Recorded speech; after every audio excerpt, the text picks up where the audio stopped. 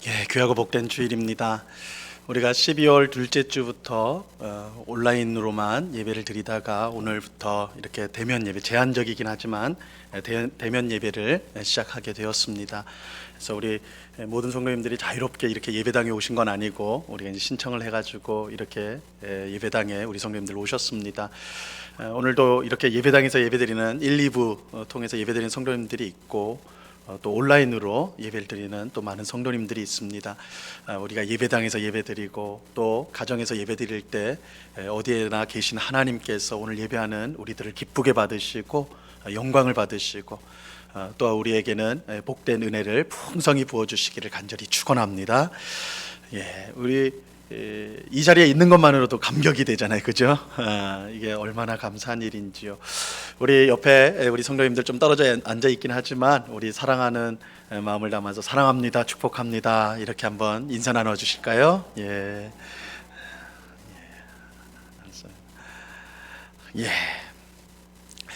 지난주에 굉장히 추웠잖아요, 그죠? 추웠는데 오늘은 또 이렇게 좀 따뜻한 주일입니다. 코로나가 아무리 맹위를 떨쳐도 이제 곧 시간이 지나가면 안정이 될 줄로 믿습니다. 반드시 우리가 또 정말 기쁜 마음 가운데 편안한 마음으로 다시 예배당에 모여서 예배할 날이 곧 임할 것을 우리가 믿으면서 오늘 더욱더 하나님을 바라보며 예배하는 우리 모두가 될 수 있기를 바랍니다. 우리 모두 그 자리에서 일어나서 묵도하심으로 주일 1부 예배를 우리 하나님 앞에 드리도록 하겠습니다. 다 같이 묵도하시겠습니다.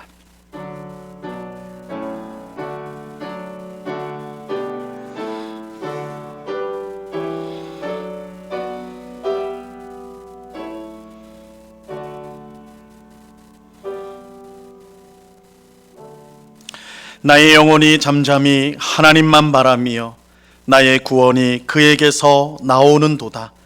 오직 그만이 나의 반석이시요 나의 구원이시요 나의 요새이시니 내가 크게 흔들리지 아니하리로다. 아멘. 참 좋으신 아버지 하나님, 감사합니다. 오늘 귀하고 복된 주일을 맞아 주님을 사랑하는 주의 백성들이 이렇게 예배당에 나와서 한 마음과 한 뜻으로 성삼위일체 하나님께 예배하게 하시니 참으로 감사합니다. 이 시간 신령과 진리로 하나님 앞에 예배할 때에 하나님 홀로 영광 받아 주시옵소서. 또한 예배드리는 저희의 심령 가운데 한량없는 은혜와 복으로 충만하게 하여 주시옵소서. 우리의 모든 더럽고 추악한 죄악을 주님 앞에 고백하오니 십자가 보혈로 깨끗이 씻어 주시옵소서. 성령으로 충만하게 하셔서 우리의 마음이 늘 새로워져 하나님을 기쁘시게 하는 삶을 살아갈 수 있도록 인도하여 주시옵소서. 세상의 무거운 짐을 가지고 주님 앞에 나온 주의 백성들 불쌍히 여겨주시고 그 마음 가운데 참된 평화와 기쁨이 넘치게 하여 주시옵소서. 오늘 예배를 통하여 우리를 만나주시고 은혜 주실 주님께 감사와 찬양을 올려드리오며 예수 그리스도 이름으로 기도드리옵나이다. 아멘. 우리 찬송가 1장을 같이 찬양하도록 하겠습니다.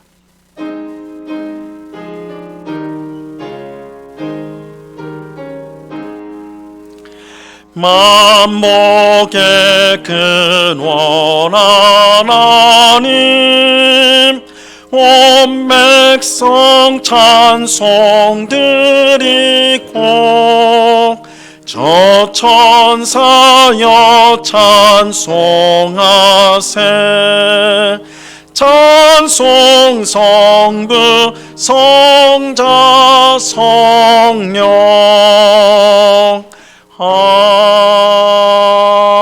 아멘. 사도신경으로 우리의 신앙을 한 목소리로 같이 고백합니다. 전능하사 천지를 만드신 하나님 아버지를 내가 믿사오며 그 외아들 우리 주 예수 그리스도를 믿사오니 이는 성령으로 잉태하사 동정녀 마리아에게 나시고 본디오 빌라도에게 고난을 받으사 십자가에 못 박혀 죽으시고 장사한 지 사흘 만에 죽은 자 가운데서 다시 살아나시며 하늘에 오르사 전능하신 하나님 우편에 앉아 계시다가 저리로서 산자와 죽은 자를 심판하러 오시리라. 성령을 믿사오며 거룩한 공회와 성도가 서로 교통하는 것과 죄를 사하여 주시는 것과 몸이 다시 사는 것과 영원히 사는 것을 믿사옵나이다. 아멘. 예, 우리 모두 그 자리에 앉도록 하겠습니다. 우리 찬송가 뒤에 있는 교독문 1번을 같이 교독하겠습니다. 교독문 1번 10편 1편 말씀을 같이 교독하도록 하겠습니다. 시편 1편 말씀을 교독합니다. 복 있는 사람은 악인들의 꾀를 따르지 아니하며 죄인들의 길에 서지 아니하며 오직 여호와의 율법을 즐거워하여 그는 시냇가에 심은 나무가 철을 따라 열매를 맺으며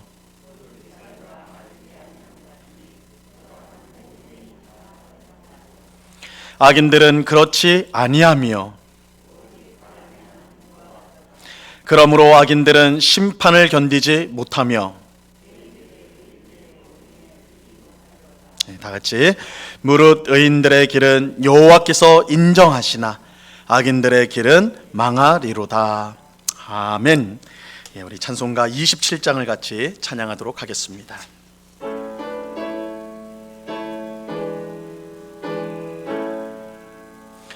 빛나고 높은 보좌와 그 위에 앉으신 주 예수 얼굴 영광이 해같이 빛나네. 해같이 빛나네. 지극히 높은 위엄과 한없는 자비를 무천사 소리 합하여 늘 찬송 드리네. 늘 찬송 드리네. 영죽을 나를 살리려 그 영광 떠나서 그 부끄러운 십자가 날 위해 지셨네. 날 위해 지셨네. 나 이제 생명이 있음은 주님의 은혜요. 저 사망 원세 이기니 큰 기쁨 넘치네. 큰 기쁨 넘치네. 주님의 보좌 있는데 전한 몸 이르러 그 영광 몸소 배울 때 내 기쁨 넘치리. 내 기쁨 넘치리. 아멘.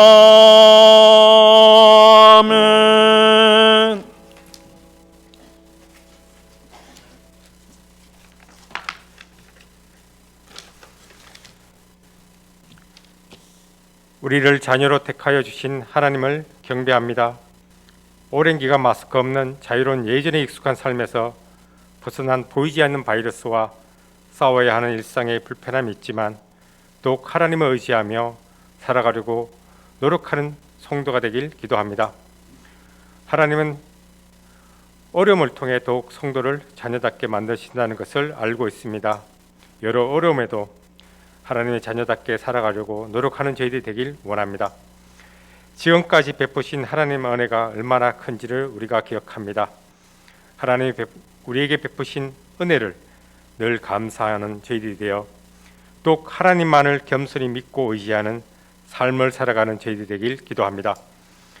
은국교회가 이 사회의 한 구성원으로서 방역을 위해 노력하는 정부의 지침에 맞춰 방역에 또한 솔선수범하는 교회가 되어 이 어려움을 빠른 시일 내에 이겨낼 수 있기를 기도합니다. 하나님을 사랑하며 이웃을 사랑하는 것이 성도의 제일된 계명임을 우리가 알고 있습니다. 이웃을 사랑하기 위해 노력하는 교회가 되길 진심으로 기도합니다. 이웃을 사랑하는 것이 무엇인지 성경을 통해 바르게 배워 행동하는 저희 되길 원합니다. 원곡교회에서는 겨울 성경학교를 진행하고 있습니다. 비록 대부분 비대면 온라인으로 진행 중이지만 어린아이들이 어렸을 때부터 하나님을 바르게 배울 수 있는 귀한 시간이 되길 기도합니다. 준비하는 목회자와 선생님에게도 지치지 않기를 또한 기도합니다. 또한 올 한 해는 선교사를 파견하려고 준비 중에 있습니다.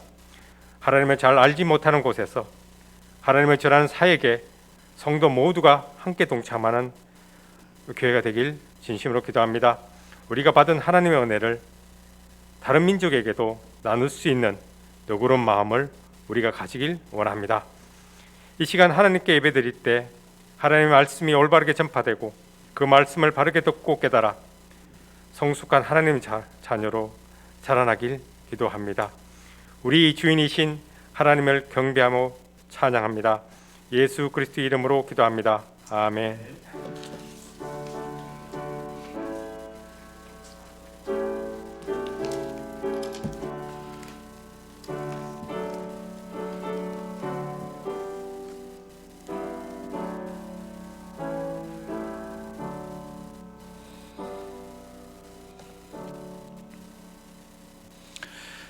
우리 하나님 말씀을 다 같이 보도록 하겠습니다. 신약성경 베드로전서 2장 1절로 3절까지의 말씀을 우리가 다 같이 보도록 하겠습니다.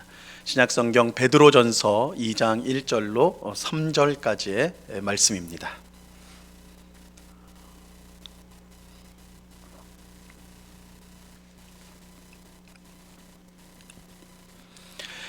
베드로전서 2장 1절로 3절까지의 말씀, 이 시간 하나님께서 우리에게 주시는 말씀입니다. 하나님의 말씀을 들으시기를 바랍니다.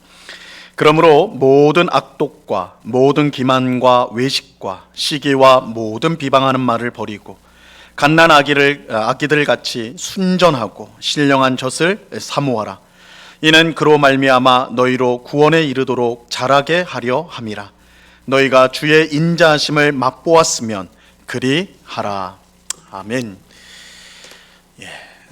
제가 이제 신학교를 다닐 때였습니다. 로마서 수업 시간이었는데요. 우리 교수님께서 그 신문 기사를 인쇄한 종이를 학생들에게 한 장씩 나누어 주었어요. 근데 그날 로마서 수업과 관련 있는 그런 신문 기사는 아니었습니다. 야구 기사였어요. 스포츠 신문에 있는 야구 기사를 주셨어요. 그래서 우리 학생들이 그 종이를 받고는 이게 로마서와 무슨 상관이 있는가, 야구와 무슨 상관이 있을까 이렇게 생각을 했습니다. 근데 이제 그 교수님이 사실은 수업과 상관없이 다른 내용을 많이 말씀하시는 교수님으로 유명했거든요. 그래서 그날도 사실은 그랬던 거예요. 수업하고는 상관없고 로마서와는 상관없고 그냥 본인이 하고 싶은 말씀이 있으셔가지고 그렇게 이제 나눠줬던 거예요. 그런데 벌써 이제 10여 년이 지난 건데도 제가 아직도 기억을 하고 있어요. 그만큼 이제 인상적인 내용이었습니다. 기사에는 그 이승엽 선수, 여러분 아세요? 야구 선수, 우리나라 이제 지금은 은퇴했지만 야구 선수 중에 아주 전설적인 타자였죠. 이승엽 선수에 대한 기사였습니다. 그 기사에 이제 사진이 나와 있는데 이승엽 선수 사진인데 특별히 이제 손 사진이 나와 있었어요. 이승엽 선수의 손 사진인데 이 손가락 하나가요 완전히 시꺼매요. 그러니까 이게 사람의 손이라고 안 보일 정도로 한 손가락이 완전히 이제 시커먼 그런 모습의 사진이었습니다. 이제 기사 내용은 왜 이렇게 이제 손가락이 시꺼매졌는가 그 내용을 이제 설명한 건데, 이승엽 선수가 사실 우리나라에서뿐만 아니라 아시아에서도 이제 최고의 선수로 그렇게 이제 평가를 받았던 선수였잖아요. 근데 그가 그처럼 위대한 야구 선수가 될 수 있었던 것은 뭐 타고난 재능도 분명히 있었겠지만 그 엄청난 훈련과 연습 때문이었던 거예요. 이제 그가 이제 뭐 타자니까 배트 이제 방망이 휘두른 훈련을 할 거 아니에요. 그러면 얼마나 연습을 열심히 하는지 손에 물집이 다 잡힌다는 거예요. 물집이 계속 이제 방망이를 휘둘리니까 물집이 막 잡히는 거예요. 그러면 우리 같으면 이제 치료를 받은 다음에 또 이제 멀쩡해지면 다시 이제 배트를 잡고 연습을 해야 될 거 아니에요. 근데 이승엽 선수는 이게 다 나을 때까지 기다릴 수가 없는 거예요. 연습을 계속 해야 되니까. 그러니까 다 낫지도 않는데 또 잡고 연습을 하니까 이 물집이 터진 곳에 또 물집이 생기고 또 터지면 또 물집이 생기고 막 이게 반복이 되는 거예요. 그러다 보니까 한 손가락이 시꺼멓게 완전히 이제 변하는 그런 지경에까지 이르게 된 것이죠. 교수님이 이제 그 기사를 보여주면서 우리 학생들에게 하고 싶은 말은 그거였겠죠. 야, 야구 선수도 이렇게 열심히 하는데 니들 신학생들이 말씀 연구를 열심히 해야 되지 않겠느냐, 뭐 이런 교훈을 우리에게 주고 싶으셨던 것 같아요. 아무튼 이승엽 선수가 이 아시아 최고의 타자가 될 수 있었던 것, 야구 선수가 될 수 있었던 것은 결코 우연한 일이 아니었던 것이죠. 엄청난 훈련과 연습의 결과였습니다. 여러분, 성장은요 저절로 일어나는 법이 없습니다. 성장은 저절로 일어나지 않아요. 야구를 잘하려면 그만큼 연습하고 훈련해야 됩니다. 야구를 잘해야지 마음만 갖고 있어서는 안 되는 거예요. 내 마음속으로는 야, 내가 야구 최고로 잘해야지 이런 마음을 뭐 하루에도 수십 번, 수백 번 한다고 해서 그 마음만으로 그 사람의 야구 실력이 늘어나는 것은 아니라는 거예요. 최고의 야구 선수가 되기 위해서는 손가락이 시커멓게 변할 정도로 그런 아픔도 감내해 가면서 연습과 훈련을 해야 하는 것입니다. 그런데 이것은 신앙생활에서도 마찬가지입니다. 우리의 신앙은 저절로 성장하지 않습니다. 우리의 신앙은 저절로 성장하지 않아요. 내가 신앙생활을 잘해야 되겠다 이렇게 굳게 마음을 먹는다고 해서, 물론 그런 마음을 품는 것은 너무 훌륭한 거예요. 그러나 마음을 품는다고 해서 그 자체로 성장이 일어나는 것은 아닙니다. 훌륭한 야구 선수가 되기 위해서 연습과 훈련이 반드시 필요한 것처럼 신앙이 성장하는 데에도 반드시 필요한 것이 있어요. 오늘 우리가 읽은 본문에서 우리가 이제 좀 주목해야 될 내용이 바로 그것입니다. 우리는 어떻게 하면 우리의 신앙이 성장할 수 있는가? 우리는 어떻게 해야지 우리의 믿음이 성장할 수 있을 것인가? 우리가 오늘 본문을 통해서 살펴보고자 하는 내용입니다. 그런데 신앙 성장을 위해 무엇이 필요한지를 우리가 이제 살펴보기 전에 먼저 확인해야 될 중요한 사실이 있습니다. 그것은 우리의 신앙은 반드시 성장해야 된다는 거예요. 우리의 신앙은 반드시 성장해야 된다. 이것은 너무나 당연한 사실 같지만 실제로는 많은 성도에게 외면당하는 사실입니다. 여러분, 우리의 신앙은 지금 성장하고 있습니까? 여러분, 스스로에게 뭐 옆에 사람 볼 거 없고 자신에게 한번 물어보시라고. 내 믿음은 지금 성장하고 있는가? 제 질문을 잘 이해하셔야 돼요. 저는 우리가 신앙이 성장하고 있는가를 묻는 것이지 지금 우리 교회가 성장하고 있는가 이걸 물어보는 건 아니에요. 우리가 신앙 성장이란 말을 하면 번뜩 우리 머릿속에 떠오르는 건 교회가 성장하는 거, 커지는 거, 이거 생각하기 쉬운데 그거 말하는 거 아니에요. 그렇다고 우리가 교회 안에서 얼마나 많은 일을 하고 있느냐, 그것을 묻는 것도 아니에요. 제 질문의 초점은 눈에 보이는 어떤 성장을 말하는 것이 아니라 눈에 보이지 않는 우리의 속사람의 성장이에요. 우리의 속사람의 성장. 이것을 조금 익숙한 표현, 우리가 베드로 전서를 지금 살펴보고 있는데 우리가 익숙한 표현으로 바꿔 말하자면 우리는 하나님을 닮아가고 있느냐라는 거야. 우리는 조금씩 더 하나님을 닮아가고 있느냐. 우리가 지난 주일에 함께 살펴보았듯이 성도는 삼위일체 하나님께 선택을 받아 하나님 나라를 향해 가는 나그네입니다. 여러분, 이 베드로전서 설교를 우리가 다 듣고 나서 놓치지 말아야 될, 반드시 머릿속에 가지고 있어야 될 그거예요. 우리 성도는 누구예요? 삼위일체 하나님께 선택을 받아 하나님 나라를 향해 가는 나그네다. 이게 이제 베드로전서의 가장 핵심적인 가르침인데, 그런데 하나님께서 우리를 선택하시고 부르신 목적은요, 단순히 하나님 나라에 집어넣기 위함만은 아니에요. 그냥 우겨 넣듯이 막 집어넣는 거, 그것이 하나님이 우리 선택하고 또한 부르신 목적이 아니라는 거예요. 하나님 나라에 들어가려면 반드시요, 하나님 나라 백성답게 되어야 합니다. 여러분, 하나님 나라에 들어가는 것과 하나님 나라 백성답게 변하는 것은 동일한 거예요. 왜냐하면 하나님 나라는 하나님 나라 백성다운 사람만 들어갈 수 있기 때문에 그래요. 아무나 들어가는 곳이 아니에요. 요한계시록 21장 27절 말씀에 보면요, 이렇게 말씀합니다. 우리 이 말씀 같이 한번 읽어볼까요? 시작.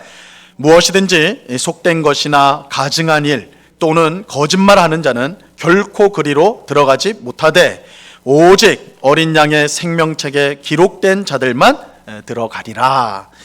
하나님 나라는 하나님 나라 백성만 들어갈 수 있어요. 이건 너무나 당연하지만, 그죠? 당연한 일이죠. 하나님 나라는 하나님 나라 백성만 들어갈 수 있어요. 그렇게 하나님께서 우리를 선택하고 부르셔서 하나님 나라에 들어가도록 하신 것은 우리를 하나님 나라 백성답게 만드시겠다는 것과 같은 뜻이에요. 그죠? 우리를 하나님 나라로 들어가게 하신다라는 것은 우리를 하나님 나라 백성답게 만드신다. 그렇다면 어떤 사람이 하나님 나라 백성다운 사람일까? 당연히 하나님 나라의 왕이신 하나님을 닮은 사람입니다. 하나님을 닮은 사람이 하나님 나라 백성이에요. 그래서 하나님은 우리에게 거룩하라고 말씀하세요. 하나님 우리에게 거룩하라고 말씀하세요. 왜 그럴까요? 하나님이 거룩하시기 때문에 그래요. 하나님께서 우리에게 사랑하라고 말씀하세요. 사랑이 제일 중요하다고 그러잖아요. 하나님께서 우리를 사랑하라고 그러세요. 하나님을 사랑하고 이웃을 사랑하라고 하세요. 왜 그럴까요? 하나님이 사랑이기 때문에 그래요. 그러니까 하나님을 닮으라는 거예요. 이처럼 하나님을 닮는 것이 하나님 나라 백성이 되는 것입니다. 그런데 하나님을 닮는 것은 한순간에 이루어지는 건 아니에요. 한순간에 이루어지는 일이 아닙니다. 무엇을 닮는다는 것은 오랜 시간이 걸려요. 무엇을 닮는다라는 것은 오랜 시간이 걸려요. 여러분, 부부 생활을 오래 하신 분들을 보면요, 서로 비슷합니다. 그죠? 한 10년, 20년, 30년 이렇게 부부 생활 하신 분들 보면 비슷해요. 저도 이제 제 아내랑 결혼한 지 15년이 이제 좀 지났는데 사람들이 그렇게 말해요. 비슷하대요. 우리 성도님들 어떻게 생각할지 모르겠어요. 외모 말고요. 제 아내가 저처럼 덩치가 있진 않으니까 외모 말고. 근데 얼굴이나 뭐 이렇게 말하는 거나 이거 보면 비슷하다는 말 참 많이 들었어요. 닮아가는 거예요. 왜요? 오랫동안 함께 지냈기 때문에. 그렇죠? 그래서 생각하는 것과 말하는 것과 행동하는 것이 비슷해져 가요. 하나님을 닮는 것도 마찬가지예요. 단시간에 닮아지는 것이 아니라 오랜 시간 하나님과 동행하면서 우리가 하나님의 모습을 닮아가게 되는 것입니다. 어떤 성도님은 신앙 성장이 더딘 것 때문에 걱정을 해요. 내 믿음은 왜 항상 제자리일까? 교회 오래 다녔는데 내가 열심히 신앙생활 했는데도 믿음이 자라질 않는 것 같아서, 너무 더딘 것 같아서 이 걱정을 하는 분들이 있어요. 하지만 어떻게 보면요, 당연한 거예요. 하루아침에 하나님을 닮을 수 없습니다. 단기간에 될 수가 없어요. 우리가 착각하지 말아야 될 사실이 있는데요, 우리가 작정하고 40일 금식을 한다. 이 40일 금식 기도를 한다. 여러분, 40일 금식 기도는 아무나 하는 게 아니에요. 저도 며칠 금식을 기도를 했는데 쉬운 거 아니더라고요. 근데 40일 금식하는 건 대단한 거죠. 그런데요, 그 대단한 40일 금식 기도를 한다고 해도요, 그것이 끝나고 나면 우리의 얼굴이 하나님처럼 바뀌느냐, 예수님처럼 그렇게 바뀌느냐, 천만에요. 그러지 않아요. 그것 때문에 우리가 하나님을 닮는 일은 일어나지 않아요. 그것 때문에. 성경을 백독했다고 해서 100번 읽었다고 해서 우리가 하나님의 사람이 되는 것은 아닙니다. 어떤 대단한 성령의 은사를 받았다고 해서 되는 것도 아니에요. 우리는 자꾸 뭔가 이제 특별한 경험이 있어야만 우리의 신앙이 성장한다고 생각을 해요. 하지만 결코 그렇지 않습니다. 하나님을 닮는 것에는 많은 시간이 필요합니다. 그렇지 않으면 우리가 가지고 있는 성경이요, 이렇게 길 이유가 없을 거예요. 여러분 아브라함 이야기 아시죠? 아브라함 이야기. 아브라함은 원래 우상숭배자였습니다. 우상숭배자였는데 하나님이 갈대아 우르에서 우상숭배하고 있는 아브라함을 부르셔서 가나안 땅으로 집어넣으시고 믿음의 조상으로 세우시게 되는 거예요. 믿음의 조상으로. 그리고 실제로 아브라함은 믿음의 조상답게 하나님께서 독자 이삭을 바치라고 했을 때 바로 하룻밤에 딱 밤에 하나님께서 명령을 내리시자 그 새벽에 이 일을 실천하잖아요, 그죠? 아들 데리고 모리아 산으로 가서 실제로 제물로 바치려고 하지 않습니까? 딱 이 아브라함의 이 모습만 보면요, 아무리 믿음이 좋은 성도도 기가 죽어요. 야, 이거 아브라함만큼은 안 되겠다. 내가 아무리 믿음 좋다고 해도 어떻게 자기 아들을 하나님이 명령하시자마자 제물로 바칠 생각을 할까? 기가 죽는다고요.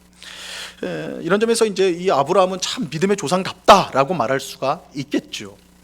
하지만 분명한 사실은 아브라함의 이런 믿음이요, 어떤 계기를 통해 즉각적으로 생겨난 건 결코 아니라는 거예요. 아니라는 거예요. 하나님께서 아브라함을 부르신 것이 창세기 11장인데요. 아브라함이 자기 독자 이삭을 바친 것은 창세기 22장입니다. 그러니까 우상숭배자였던 아브라함이 자기 독자 이삭을 바치는 그런 큰 믿음을 발휘하기까지는요, 성경에 무려 11장이 필요했어요. 근데 시간적으로 말하면, 이 11장이 시간적으로 말하면 아브라함이 75세의 부름을 받아서 가나안 땅에 왔거든요. 그리고 아마도 이제 이삭을 이제 제물로 바치려고 한 때가 정확히 알 수는 없어요. 근데 이삭이 아마 소년의 때일 테니까 한 15살 정도라고 하면 아브라함이 115세 정도. 그러니까 40년. 이 창세기 11장부터 22장까지 가는데 11장에 그 시간이 40년이라는 거예요.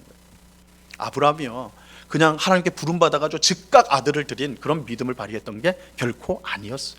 40년 동안 이런저런 일들이 일어났던 거예요. 창세기 11장부터 22장까지 여러 우여곡절이 있었어요. 그 사이에 아브라함이 실패도 너무너무 많이 했고요, 잘못도 많이 했고요. 근데 하나님이 참고 인내하고 계속 만들어 갔단 말이에요.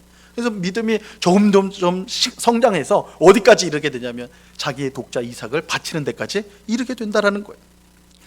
신앙이 성장하는 거, 하나님을 닮는 것에는요, 단기 코스가 없습니다. 속성 코스가 없어요.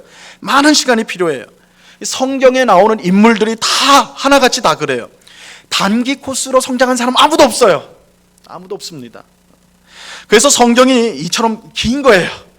여러분 올해 아마 이제 새해 시작하면서 성경 통독을 시작하셨을 텐데, 야, 이 성경이 이렇게 두꺼우니까 내가 이거 참 읽기 어렵다 그러는데, 성경이 짧으면 좀 많이 읽어볼 텐데.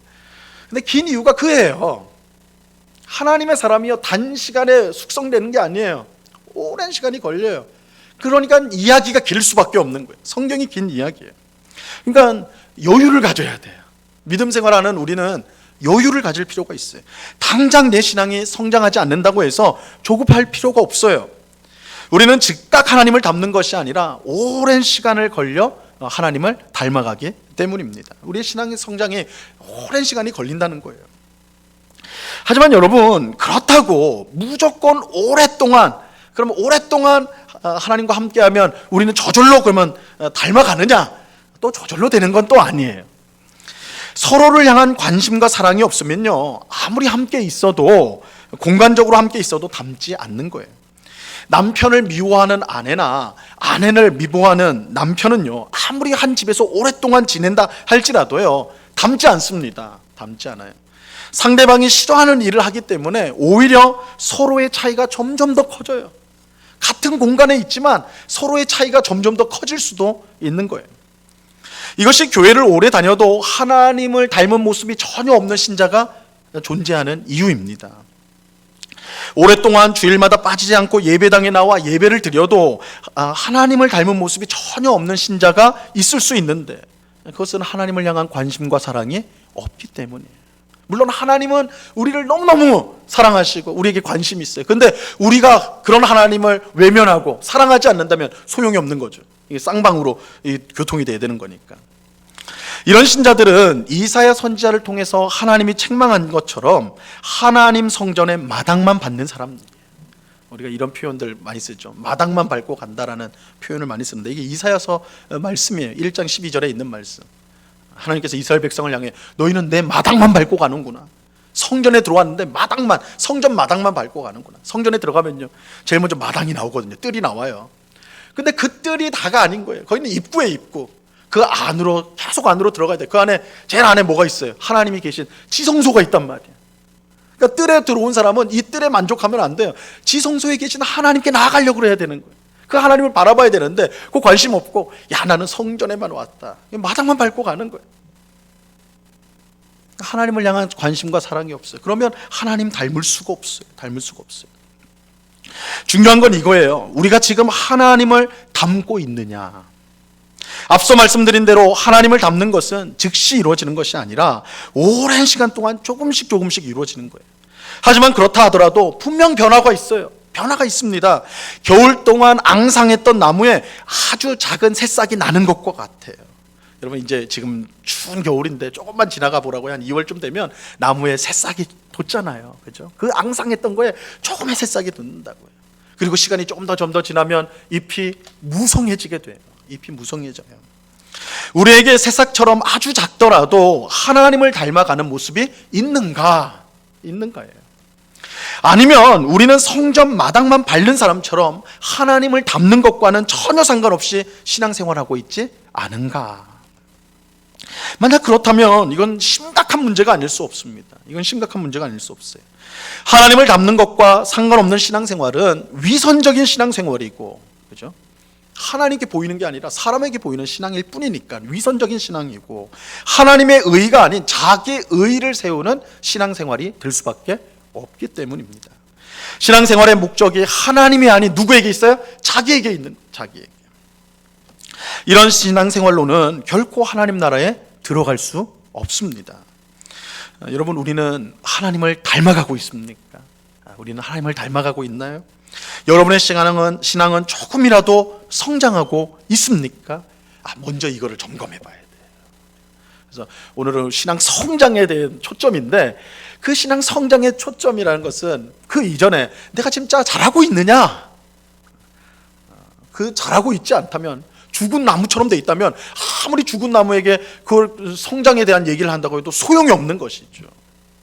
중요한 건 내가 정말 신믿음이 성장하고 있는가, 하나님을 닮아가고 있는가, 이 스스로 점검을 해봐야 된다는 거예요. 자, 우리가 하나님을 닮아가고 있다면, 우리의 신앙이 성장하고 있다면, 그렇다면 우리는 이제 그 다음 단계로 넘어갈 수가 있어요. 그것은 어떻게 하면 우리는 하나님을 더 닮아갈 수 있는가? 우리의 신앙은 어떻게 하면 더 성장할 수 있는가? 이것을 알아보는 것입니다. 오늘 우리가 읽은 본문은 하나님을 닮아가는 것, 그리고 신앙 성장, 신앙이 성장하는 것, 이것을 뭐라고 표현하고 있냐면 구원에 이르도록 자라는 것이다, 이렇게 표현하고 있어요. 그러니까 다 같은 말이에요. 세 가지가 같은 말이에요. 하나님을 닮는 것, 그리고 신앙이 성장하는 것, 그리고 구원에 이르도록 자라는 것. 이것이 다 똑같은, 세 가지가 다 똑같은 말인 거예요. 자, 그렇다면 우리는 어떻게 구원에 이르도록 성장할 수 있을까요? 자랄 수 있을까요? 오늘 본문은 두 가지를 말씀하고 있어요. 두 가지를 말씀하고 있습니다. 첫째는 벗어야 돼요. 벗는 것이고, 둘째는 사모하는 것입니다. 사모하는 것. 우리가 구원에 이르도록 자라기 위해서 첫째로는요, 벗어야 됩니다. 벗어야 돼요. 자, 무엇을 벗어야 될까요? 1절 말씀을 보시기 바랍니다. 오늘 본문 1절 같이 읽습니다. 1절 말씀 시작. 그러므로 모든 악독과 모든 기만과 외식과 시기와 모든 비방하는 말을 버리고. 사도 베드로는 모든 악독과 모든 기만, 외식과 시기와 모든 비방하는 말을 버리라고 말씀하는데, 이 버리라는 말씀이 마치 이제 더러운 옷을 벗는 것, 벗는다 할 때 이 벗는다라는 뜻을 갖고 있어요. 사실 그러니까 버리다도 맞지만 더 실감나게 하려면 벗는 거예요. 벗는 거. 벗어버려라. 우리가 하나님을 닮기 위해서, 신앙이 성장하기 위해서, 구원에 이르도록 자라기 위해서는요, 우리는 벗어야 돼요. 하나님을 모를 때 입고 있었던 악독이라는 옷, 기만이라는 옷, 외식과 시기라는 옷, 비방하는 말이라는 이 옷이, 이 추악하고 더러운 옷을요, 벗어야 됩니다. 벗어야 돼요. 자, 자, 여기에 나오는 이제 우리가 벗어야 될 것들이 하나씩 보면, 악독이라는 것은요, 다른 사람을 해치고자 하는 욕망을 말하는 거예요. 악독, 다른 사람을 해치고자 하는 욕망. 기만은요, 거짓말로 다른 사람을 잘못된 길로 꿰는 거. 이게 이제 기만이에요, 기만. 외식은 쉽게 말하면 위선이에요, 위선. 위선으로서 겉으로는 좋은 마음으로 하는 것처럼 하지만 속으로는 딴 마음을 품고 있는 거예요. 자기 이기적인 마음을 품고 있는 거예요. 이게 외식이에요. 시기는 다른 사람이 가지는 것을 욕망하는 거예요. 다른 사람이 갖고 있는 것을 욕망하는 마음, 욕심을 부리는 것. 비방하는 말은요, 다른 사람을 경멸하는 것을 말하는 거예요. 경멸하는 것. 주목할 사실은 여기에 나오는 악독이나 기만이나 외식이나 시기나 이 비방하는 말 모두가요, 다른 사람을 이용하고 해치는 것들이에요. 해를 끼치는 것. 이것은 모두 사랑에 반대되는 행동으로서 사랑이신 하나님을 닮으려는 사람은 할 수 없는 행동들이에요. 이런 행동들은 자기 사랑에 사로잡힌 사람의 행동이에요. 자기 사랑에 사로잡힌. 우리가 지난 주일에 본 거죠. 자기 사랑에 붙잡힌 그것을 이제 말씀으로 도려내야 된다라고 말씀드렸는데, 자기 사랑에 붙잡힌 자들의 속에서 나오는 게 악독과 기만과 시기와 외식과 비방하는 거예요. 그렇게 하나님을 닮으려는 우리는 이런 행동을 모두 벗어야 됩니다. 벗어야 돼요. 우리는 사랑하는 것을 가로막는 모든 행동을 벗어버려야만 하나님을 닮을 수 있습니다. 근데 사도 베드로는 이 목록 앞에 모든이라는 말을 덧붙였어요. 모든. 그래서 모든 악독, 모든 기만, 모든 외식, 모든 시기, 모든 비방하는 말을 벗어야 된다. 모든이라고 강조하고 있어요. 그러니까 적당히 벗으면 안 된다는 거예요. 적당히 벗으면 안 돼요. 완전히 벗어버려야지 우리가 새 옷을 입을 수가 있는 거예요. 여러분, 더럽고 냄새나는 옷을요, 입은 상태에서 새 옷, 깨끗한 옷을 입으면 어떻게 되냐고요.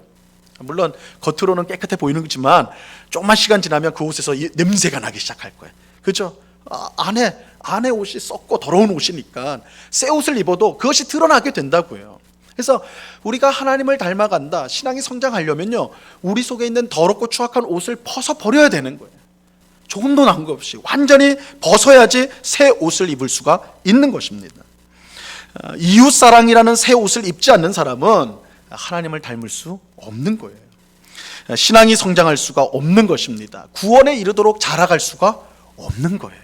그래서 우리가 정말 하나님을 닮아가려면 먼저 우리 안에 있는 하나님을 닮을 수 없게 만드는 이런 악한 것들을 먼저 완전히 벗어버려야 돼요. 모든 악독과 기만과 외식과 시기와 비방하는 말을 벗어버려야지만 우리가 하나님을 닮을 수 있고 신앙이 성장하며 구원에 이르도록 자랄 수가 있는 것입니다. 그래서 우리는 첫 번째로 신앙이 어떻게 하면 성장할 수 있습니까? 버려야 돼요.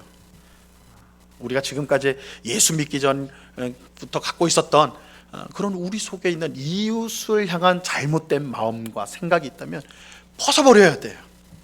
여전히 입고 그거 붙들고 새 옷 입으면 소용없어요. 새 옷이 들어가지도 않을 뿐만 아니라 새 옷이 아무 소용이 없어져 버려요. 그래서 이전 것을 완전히 벗어버려야 하는 것입니다.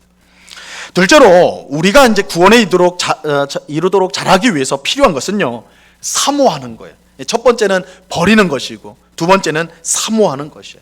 무엇을 사모해야 될까요?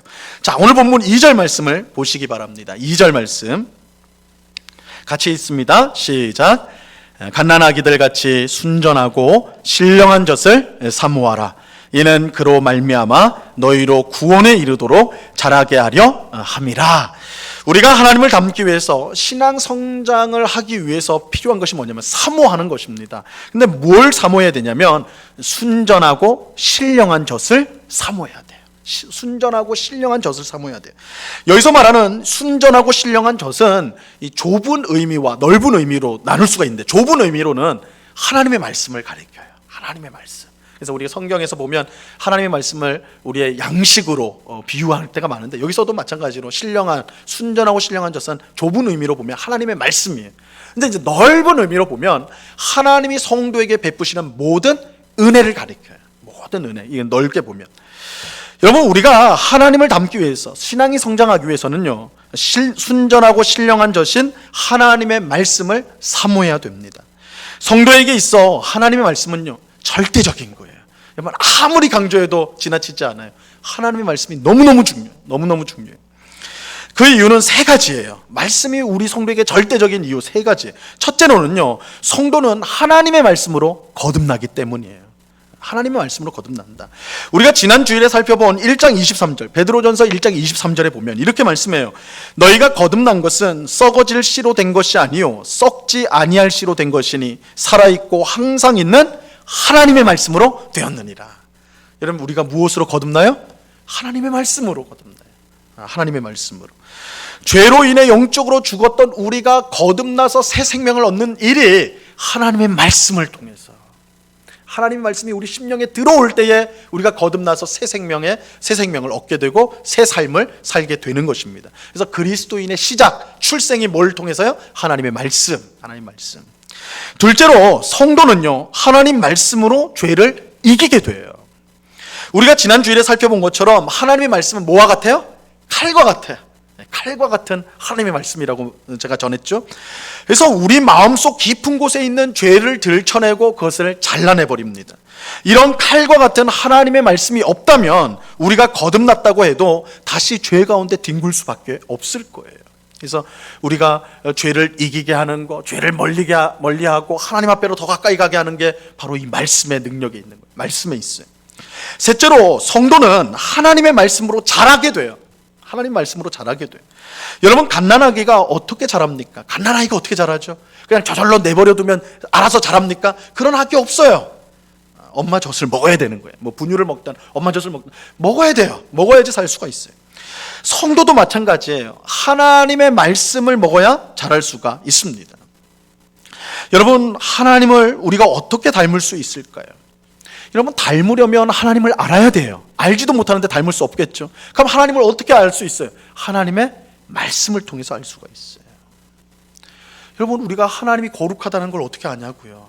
하나님 말씀이 하나님이 거룩하다는 것을 말씀하기 때문에, 그렇기 때문에 우리가 거룩해야 되는구나, 하나님을 닮으려면 거룩해야 되는구나, 이걸 알 수가 있는 거예요. 여러분, 하나님이 사랑이라는 걸 우리가 어떻게 알아요? 성경 말씀이 하나님이 사랑이라고 말씀하기 때문에. 그래서 우리는 하나님을 닮으려면 우리가 사랑해야 되는구나, 이것을 알 수가 있는 것이죠. 성경은 우리에게 하나님이 기뻐하시는 것이 무엇이고 미워하는 것이 무엇인지를 알려줘요. 그러니까 성경을 통해서 성도는 자라게 되어 있어요. 성장하게 되어 있다고요. 하나님의 말씀이 없다면 우리는 하나님을 알 수도 닮을 수도 없어요. 당연히 신앙이 성장할 수도 없습니다. 구원에 이르도록 자랄 수도 없어요. 성도에게 하나님의 말씀은 절대적입니다. 하나님의 말씀으로 새 생명을 얻고 하나님의 말씀으로 죄를 이기고 하나님의 말씀으로 자라기 때문입니다. 그러므로 우리는 순전하고 신령한 젖인 이 하나님의 말씀을 사모해야 돼요. 오늘 사도 베드로가 사모해야 된다고 그러잖아요. 사모해야 돼. 그러니까 대충 시간 있을 때 보는 게 하나님 말씀이 아니에요. 대충 여유 있을 때 듣는 것이 하나님 말씀이 아니에요. 우리가 힘써서 읽어야 되고 힘써서 들어야 될 것이 하나님의 말씀이에요. 잘하려면, 죄를 이기려면, 새 생명을 누리려면 하나님의 말씀이 있어야 돼요. 하나님의 말씀을 읽으셔야 돼요. 말씀을 들으셔야 돼요. 말씀을 부지런히 묵상하셔야 돼요. 그것이 우리로 하여금 하나님을 닮아가게 하고 영적으로 성숙하게 하는 거예요. 그래서 신령하고 순전하고 신령한 젖인 하나님의 말씀을 사모해라. 이것이 신앙 성장의 길인 거예요. 그런데 사도 베드로가 말하는 이 순전하고 신령한 젖은 좀 더 넓은 의미에서도 볼 수 있어요. 이 좁은 의미에서는 하나님의 말씀이라고 이야기를 했는데, 넓은 의미로 보면 하나님의 말씀을 포함하여서 하나님이 우리에게 주시는 모든 은혜를 뜻하는 것이다 라고 할 수가 있어요. 자, 오늘 본문 3절 말씀을 보세요. 3절 같이 읽습니다. 시작. 너희가 주의 인자하심을 맛보았으면 그리하라. 이 말씀은 다윗이 쓴 시편인 시편 34편 8절 말씀을 인용한 말씀이에요. 그러니까 구약 말씀을 인용한 것인데, 근데 이 말씀에서 중요한 것은 주의 말씀을 맛보았다라고 말하지 않고 뭐예요? 주의 인자하심을 맛보았다, 이렇게 말하고 있는 것이 중요해요. 베드로가 이 시편 말씀을 인용한 이유는 우리의 믿음이 성장하는 데 있어서 하나님의 말씀이 정말 중요하지만, 정말 중요해요. 근데 중요하지만, 근데 정말 가장 중요한 게 있다. 가장 중요한 게 있다. 그게 뭐냐? 하나님이 우리에게 베푸시는 모든 은혜다. 사실은 말씀도 이 은혜 안에 들어가겠죠. 그래서 제가 넓은 의미라고 표현한 건데, 여러분, 우리의 신앙은 말씀만으로는 자라지 않고 하나님이 주시는 모든 은혜로 자라게 됩니다. 그런데 하나님이 우리에게 베푸시는 은혜는 뜬구름 같은 것이 아니에요. 추상적인 어떤 것이 아니에요. 우리가 입으로 맛보는 것처럼 구체적인 것이에요. 주님의 인자하심을 맛보았다면, 그러잖아요. 여기서 맛보는 거, 오늘 아침에 우리 성도님들 식사하고 오셨습니까? 일부 때는 식사 못하고도 오시는 분들 계시죠. 어쨌든 맛보는 건 실체적인 거예요. 그죠? 맵고 짜고 맛있고 뭐 싱겁고, 이게 실제적인 거잖아요. 주의 인자하심이 맛을 봐야 된다. 주의 은혜는 이런 구체적인 것으로 우리에게 임한다. 그것으로 인해서 우리의 믿음이 성장하게 된다는 거예요. 성장하게 된다는 거예요. 여러분, 여러분이 드린 기도가 응답된 것을 한번 생각해 보세요. 우리가 이제 세보지 않아서 그렇지 하나님께서 얼마나 많은 응답을 주셨는지 몰라요. 물론 어떤 성도님들은 하나님은 내 기도 안 들어주시는 것 같아. 그런데 여러분, 정말 그렇지 않아요. 한번 시간 잡아가지고 한번 곰곰이 생각해 보세요. 우리가 드린 기도가 얼마나 많이 응답됐는지 몰라요. 하나님 우리 기도에 응답하십니다. 근데 우리는요, 안 된 것만 생각하니까 그게 커 보이는 거예요. 근데 된 게 훨씬 더 많습니다. 근데 하나님의 기도의 응답, 하나님이 이렇게 나한테 응답을 해주신 것을 통해서요, 우리가 뭘 느끼냐면, 하나님이 내 아버지구나. 아버지 하나님의 따뜻한 사랑과 은혜를 느끼게 되는 거예요. 하나님이 내 기도에 응답하신다. 느끼게 돼요. 또 우리는 성도의 교제를 통해서 하나님이 주시는 기쁨과 따뜻함을 느끼게 되는 거예요. 같은 믿음 생활을 하는 사람이 나를 격려해주고, 나를 위해서 기도해주고, 나를 붙들어주는 것을 통해서, 우리 구역을 통해서, 그죠? 전도회를 통해서, 이런 또 어떤 모임을 통해 가지고 성도의 교제를 나눌 때 하나님의 그런 사랑을 느끼게 돼요. 또 우리가 복음을 전할 때도 하나님이 우리를 먼저 사랑해 주시는 은혜를 구체적으로 체험하게 돼요. 여러분, 전도는요, 물론 전도를 받는 사람에게 복이겠지만 전도를 하는 사람에게 먼저 복이 있는 거예요. 야, 하나님이 나한테 이런 구원의 은혜를 먼저 주셨으니까 내가 이거 전하는 거 아니겠어요? 그죠? 자신이 먼저 그 은혜에 감격하게 된다고요. 이처럼 우리는 우리 삶 속에서 구체적인 하나님의 은혜와 사랑의 손길을 느끼고 경험하게 돼요. 이것으로 우리의 신앙이 성장하게 된다는 거예요. 성장하게 돼요. 그러므로 우리는 하나님께서 말씀으로 주시는 은혜뿐만 아니라 우리 삶 속에서 베푸시는 모든 은혜를 더욱 사모해야 돼요.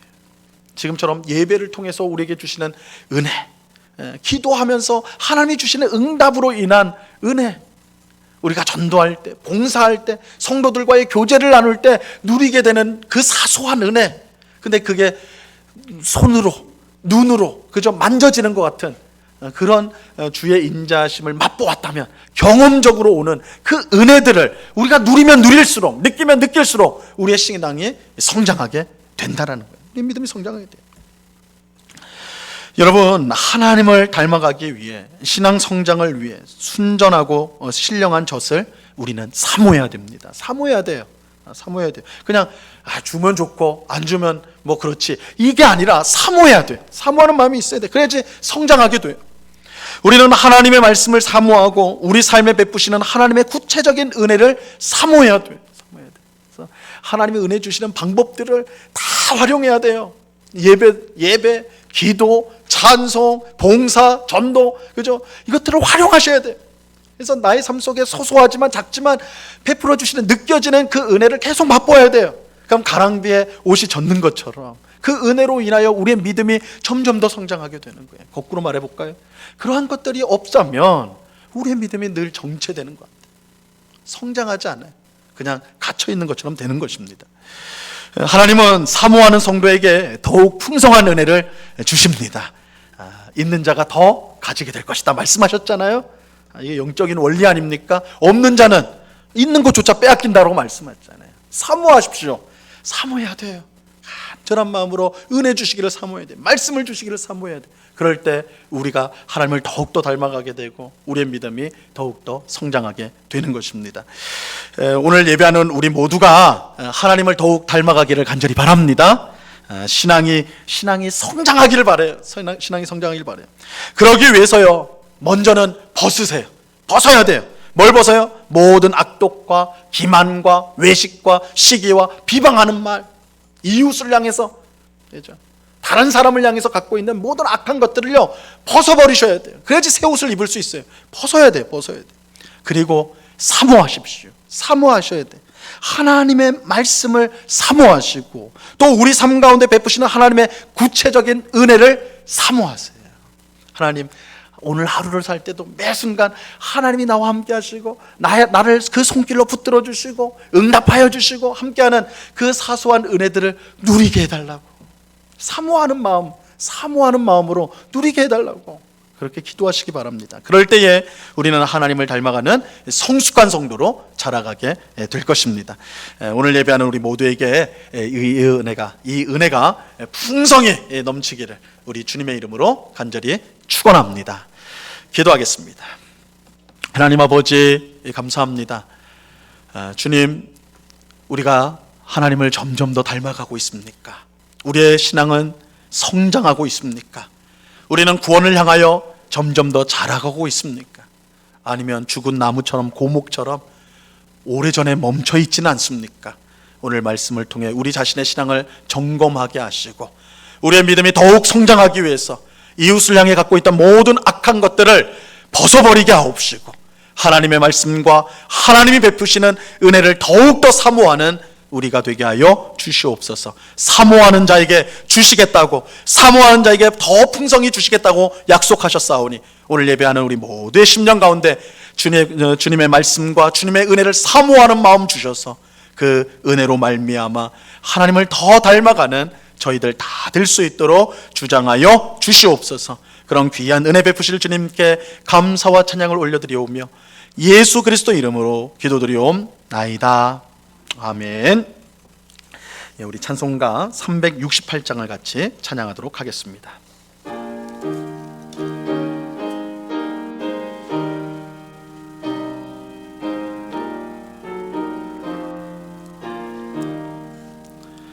주 예수여 은혜를 내려주사 고충 많게 하옵소서.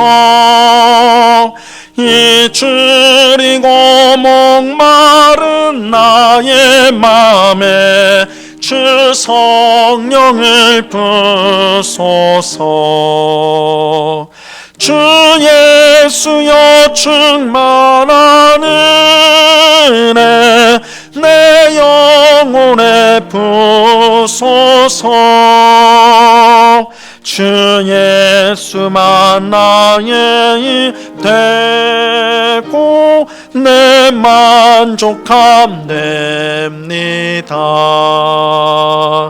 주 예수여 죄에서 풀어주사 날 정결케 하옵소서. 이 세상의 유혹이 나의 맘에 틈 못하게 하옵소서. 주 예수여 충만한 은혜 내 영혼에 부소서. 주 예수만 나의 힘 되고 내 만족함 됩니다. 옛 야곱이 천사와 씨름하던 그 믿음을 주옵소서. 이 세상의 물결이 흉흉해도 날 평안케 하옵소서. 주 예수여 충만한 은혜 내 영혼에 부소서. 주 예수만 나의 힘 되고 내 만족함 됩니다. 주 예수여 완전한 주의 사랑 나 받기를 원합니다. 그 사랑이 내 맘에 충만하여 날 기쁘게 하옵소서. 주 예수여 충만한 은혜 내 영혼에 부소서. 주 예수만 나의 힘 되고 내 만족함 됩니다. 내 마음에 임하신 주의 성령 늘 계실 줄 믿습니다. 그는 사를 나에게 부어주사 주 섬기게 하옵소서. 주 예수여 충만한 은혜 내 영혼에 부소서. 주 예수만 나의 힘 되고 내 만족함 됩니다. 아멘. 하나님께 감사를 드립니다. 하나님 사랑하는 자녀들을 주의 전으로 부르심에 감사를 드립니다. 이 세상을 주의 뜻대로 다스려 주옵시고 성도들의 믿음 변치 않게 해 주옵소서. 가족의 건강을 주옵소서. 하나님 아버지의 은혜에 감사합니다. 범사에 감사합니다. 신년을 맞게 하심을 감사합니다. 같이 기도하겠습니다. 참 좋으신 아버지 하나님 감사합니다. 언제나 우리를 사랑하여 주신 주님, 언제나 우리를 향하여 오래 참으시고 인자를 베풀기를 기뻐하시는 주님, 하나님의 이러한 인자하심과 사랑하심 때문에 우리가 이렇게 주님 앞에 나와 예배를 드릴 수 있습니다. 아버지 하나님, 이렇게 예배당에 나와 예배드리는 이 자체가 얼마나 복된 일이요 귀한 일임을 새삼 느끼는 이 시기입니다. 주님, 속히 이 코로나가 안정이 되어지고 그래서 온 성도들이 마음껏 이렇게 예배당에 나와서 함께 예배할 수 있는 날이 속히 올 수 있도록 은혜를 베풀어 주시옵소서. 아버지 하나님, 이 기간 중에 우리가 여러 가지 어려움에 당면하고 있지만 그래도 하나님이 언제나 신실하게 우리를 지켜주시고 붙들어 주심으로 우리가 이 모든 어려움을 넉넉히 이기게 될 줄로 믿습니다.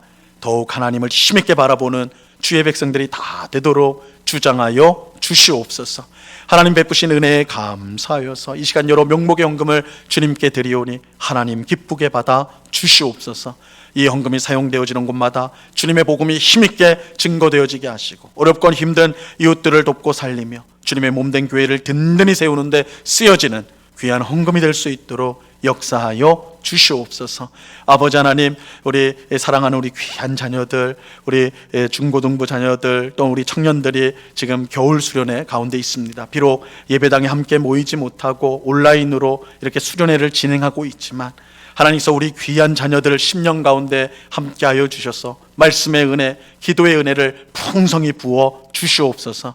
어렸을 때부터 젊었을 때부터 하나님 경외하기를 배우게 하시고 하나님 중심적으로 살아서 하나님께서 기뻐 사용하시는 일꾼들 다 될 수 있도록 도와 주시옵소서. 우리 영곡교회 모든 주일학교 자녀들이 정말 하나님의 일꾼들로 장성하게 자라서 이 사회와 한국교회를 세우는 일에 쓰임받는 귀한 우리 자녀들 다 될 수 있도록 하나님 은혜를 베풀어 주시옵소서. 우리 모든 병약한 우리 성도들 은혜를 베풀어 주시고 하나님의 능력 가운데 속히 일어설 수 있도록 도와주시고 또한 힘들어하는 우리 믿음의 가정들이 있습니다. 하나님 부족한 것들 채워주옵시고 하나님의 은혜로 든든히 서갈 수 있도록 하나님 주장하여 주시옵소서. 언제나 우리와 함께 하시는 주님께 감사와 찬양을 올려드리오며 예수 그리스도 이름으로 기도드리옵나이다. 아멘. 교회 소식을 전하도록 하겠습니다. 주보 마지막 면을 봐주시기를 바랍니다. 오늘부터 대면 예배를 시작을 합니다. 정부의 방침을 따라서 우리 총 좌석수 10% 이내로 대면 예배를 드릴 수 있게 되었습니다. 그래서 이번 주와 다음 주가 이렇게 이제 해당이 되는데, 우리 다음 주일에도 오전 예배를 예배당에서 드리기 원하는 성도님은 교회 사무실로 연락해 주시기 바랍니다.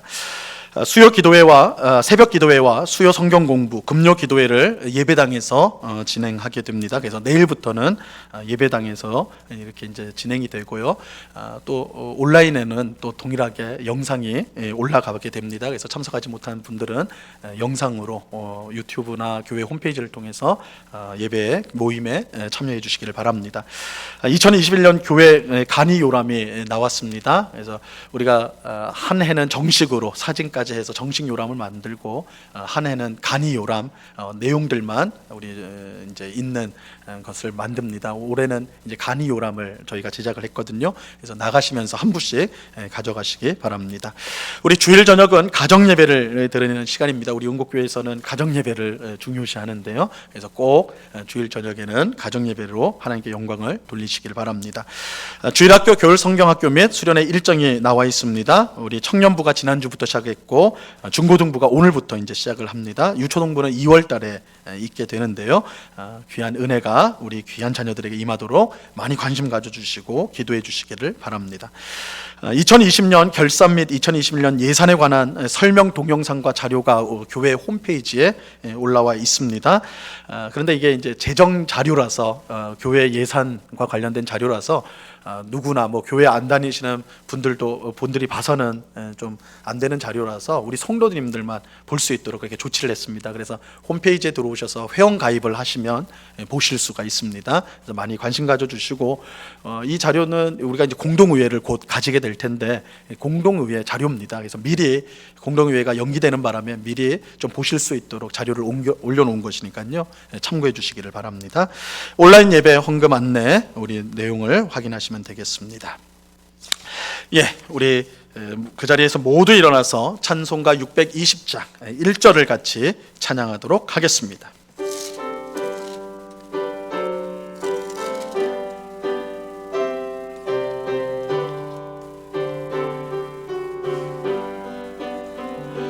여기에 모인 우리 주의 은총 받은 자여라. 주께서 이 자리에 함께 계심을 아노라.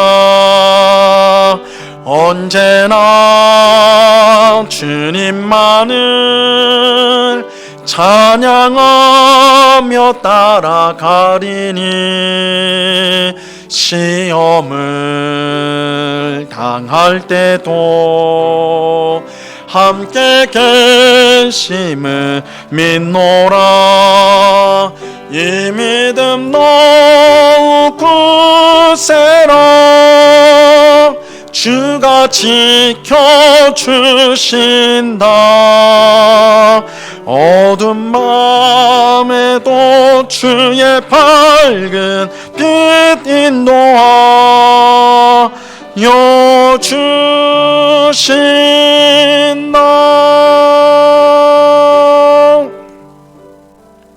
지금은 우리 주 예수 그리스도의 은혜와 아버지 하나님의 극진하신 사랑과 성령 하나님의 교통하심과 충만케 하심과 늘 동행하심이 하나님을 점점 더 닮아가고 영적으로 성장하며 구원에 이르도록 자라가기를 원하여 모든 악독과 기만과 또한 시기와 비방하는 말들을 다 벗어버리고 하나님의 말씀을 사모하고 하나님의 은혜를 사모하기를 그 마음속에 다짐하는 주의 사랑하시는 모든 성도들의 심령 위에, 그 가정 위에, 그 일터 위에 주님의 몸된 교회 위에 이제로부터 영원토록 함께하기를 간절히 축원하옵나이다.